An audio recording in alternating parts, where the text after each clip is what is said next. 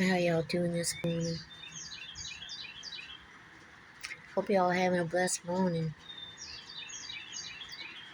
The birds sound happy to have made it through the severe weather that we had, and so am I. I guess I'm lucky that I'm up as high as I am. The river's just over there. I mean, it's just like 3 blocks away, maybe 4 at the most.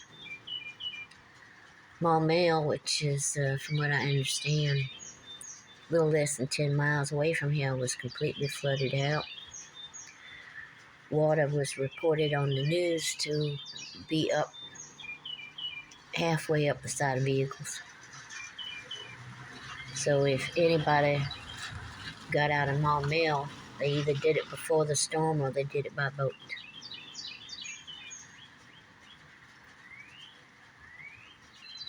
Yep, it was a close call for sure.